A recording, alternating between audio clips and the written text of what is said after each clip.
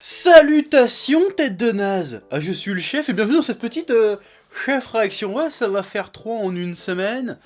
Parce que en fait ils arrêtent pas de balancer des trailers comme ça au débeauté, au dépourvu. Bon, juste ici que j'étais au courant parce qu'ils l'avaient annoncé 2-3 jours avant. Mais là Marvel ils préviennent pas. Moi je suis tranquille sur mon montage d'une vidéo bon, assez travaillée, assez ciselée à la chef, un petit édito des familles, ça fait un petit moment qu'il n'y en a pas eu en plus, donc j'étais en train d'avancer le montage. Entre deux parties de Zelda, tu connais les bails. Et là, boum, je check Twitter, YouTube, et je vois le trailer de Spider-Man Homecoming, qui sort comme ça. Donc il faut qu'on en parle, forcément. Hein? Et comme d'habitude, je suis là avec mon petit café au lait de Bonalois. Qualité filtre. Alors j'avoue que je suis un peu partagé sur le fait de voir un nouveau Spider-Man. D'un autre côté, je suis super emballé parce qu'on a enfin un Spider-Man qui va être dans l'univers Marvel, hein, qui va côtoyer du Iron Man, du Hulk, de tout ce que tu veux. Mais d'un autre côté, du Spider-Man, on en a bouffé pas mal au cinéma. On a bouffé au moins 5 films, si je dis pas de conneries déjà, de Spider-Man.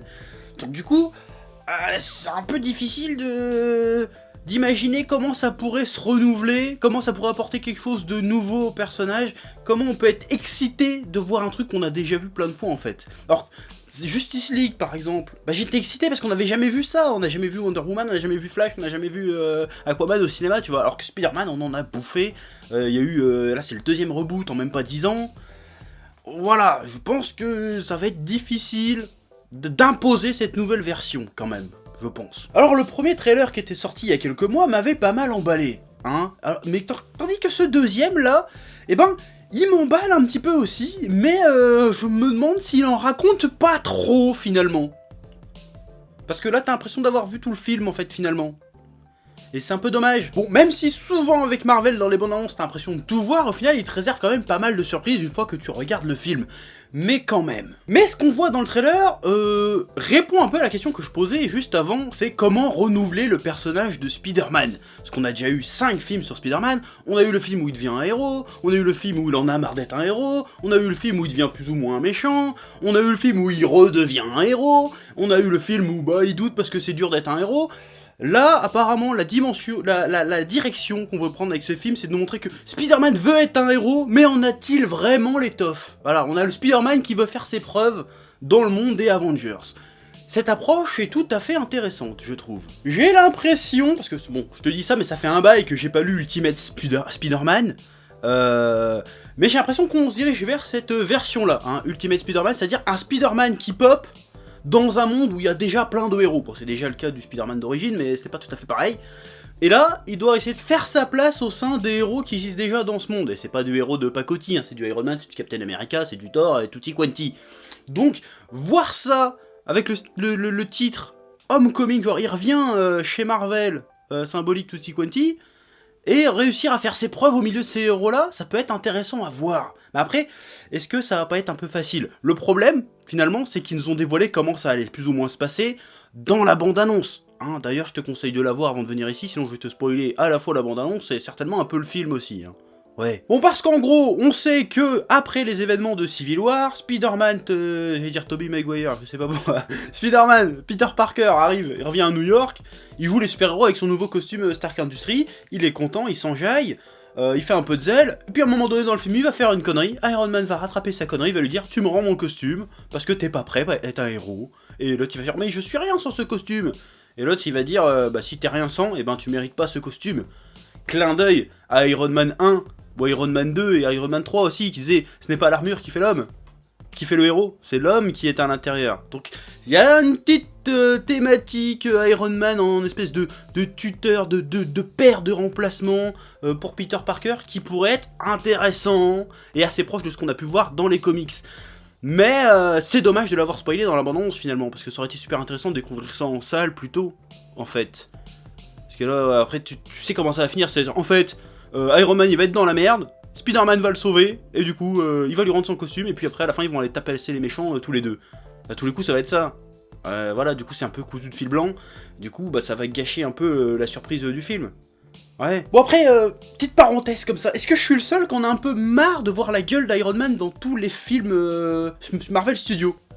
En fait.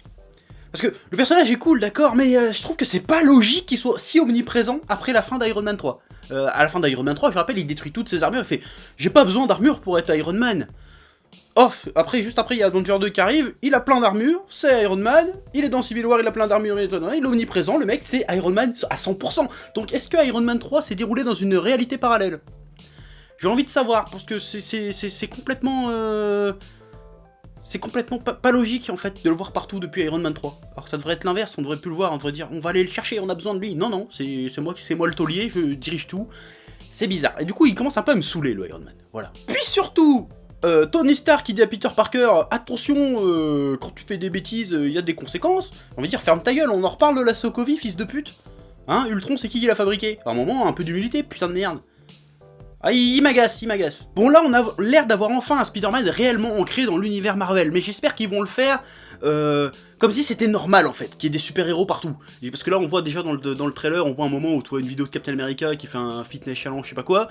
Bah, j'ai pas envie que ça soit un Spider-Man dans l'univers Marvel qui va servir à teaser d'autres films Marvel. Parce que ça, c'est la connerie de Marvel qu'ils ont fait dans la phase 2. Parce que dans la phase 1, ça passait encore bien, parce qu'on allait vers Avenger. Mais dans la phase 2, c'était un petit peu too much, c'était pas utile, et souvent, ça gâchait les scénars des films. Et là, j'ai envie qu'il fasse un Spider-Man qui peut se suffire à lui-même, qui se déroule dans l'univers Marvel, mais sans que lui-même ait un impact sur l'univers Marvel. Genre, il y a Iron Man, il y a les Avengers, tout ça, que ça soit normal. Que ça soit comme dans les BD en fait, qu'il puisse vivre son aventure sans forcément que c'est un lien avec la grande aventure, si tu vois ce que je veux dire. Parce que là, on a non seulement le premier super-héros adolescent de Marvel Studios, mais on a aussi le premier super-héros urbain à arriver au cinéma. Bon, il y a Daredevil, il y a Luke Cage, tout ça, mais Spider-Man, c'est le premier super-héros urbain arrivé au cinéma. J'aimerais bien que le film Spider-Man soit vraiment un film urbain, comme je suis en train de te dire, pas un film où ouais, je dois sauver la planète ou truc comme ça. Parce que les Avengers, c'était surtout ça, quoi. Iron Man, il va pas sauver la veuve et orphelin, je veux dire, il va pas empêcher un braquage, ou empêcher un accident de bagnole, ou un train de dérailler, il s'en bat les couilles, lui, tant qu'il y a pas... Iron Man il bouge son cul que quand t'essayes d'attaquer sa compagnie ou quand le monde il est menacé, sinon il bouge pas, il en a rien à foutre. Moi je veux voir un Peter Parker qui sauve la veuve et l'orphelin, qui essaye vraiment d'être un héros du quotidien, et pas être un super héros style Avenger, parce que c'est pas Spider-Man, c'est pas ça Spider-Man, pour moi. Bon, au-delà de ça, le trailer montre quand même des trucs cool. Le Faucon en méchant, hein. Ça fait longtemps que les gens veulent voir le Faucon en méchant, il a l'air bien stylé, en plus c'est Michael Keaton, c'est pas de l'acteur de seconde zone, attention ça rigole pas, hein. Il y a aussi Shocker apparemment qui va se pointer. Voilà, moi ça fait partie des méchants de Spider-Man que j'aime bien. De toute façon, moi je trouve qu'il y a deux super-héros qui ont des méchants stylés. C'est Batman et Spider-Man. Voilà, hein, le bouffon vert, Kraven, truc comme ça, Mysterio et tout. Ça c'est du méchant stylé, j'aime bien. Donc tant mieux, j'espère qu'ils vont être bien utilisés. Bon, après on a encore plusieurs méchants dans le film. Vous l'avez déjà fait dans 3 films différents de Spider-Man et à chaque fois c'était pas être une réussite. Donc j'espère que cette fois-ci ça sera bien mesuré. Voilà, parce que sinon, ça va être le bordel comme l'avant. Il est temps d'apprendre de ses erreurs, surtout que vous revenez chez Marvel, faites quelque chose de marvelien, pas un truc de à la fois que ça la con qui essaie de casser tout et n'importe quoi. Hein, voilà. Le costume de Spider-Man version Stark est super cool, le truc où ça chasse l'air pour le coller. C'est pas mal, le truc avec les 8. Cool aussi, la petite araignée qui s'envole pour faire un drone, génial. Et le coup du lance-toile à retardement.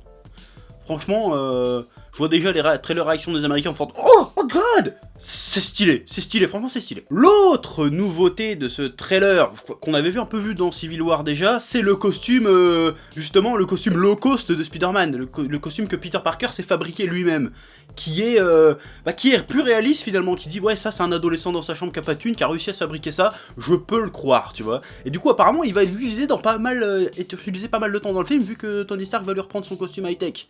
Et ça, déjà, c'est une bonne idée, ça me raccroche à l'idée qu'ils vont essayer de faire un héros urbain. Ça me plaît bien. Voilà. Bref, ce que j'aime bien aussi dans ce reboot de Spider-Man, c'est que ce n'est pas une origin story, hein. Tant mieux, parce que Ben Parker, il est mort 28 fois, c'est bon, c'est comme les parents de Batman, on les a vus assez crever, ça suffit, hein. Voilà, on comprend, on connaît les origines du personnage. Donc voilà, le trailer a l'air sympa, les scènes d'action ont l'air stylées, le film a l'air bien rigolo, même si le pote geek, je pense qu'il va vite me saouler. Donc voilà, j'attends le film. Mais j'ai pas autant d'excitation que pour Justice League parce que Spider-Man, j'ai déjà vu 5-6 films Spider-Man au cinéma, tu vois. Donc quoi qu'il arrive, voilà, j'espère que je serai surpris, j'espère que je vais réussir à être grisé pendant le film, parce que je vais aller le voir, hein, forcément. Donc voilà, le trailer est cool, mais il en dit trop, finalement. Donc voilà, donc qu'est-ce que t'en as pensé de ce trailer? Est-ce que tu iras voir le film Tutti Quanti? Tu le dis dans les commentaires. Et moi en attendant, je vais finir mon petit café dans ma tasse thermique Goku. Je l'ai eu gratos en fait, hein, bien pour te faire rager. Et j'en ai 2 ou 3 d'autres.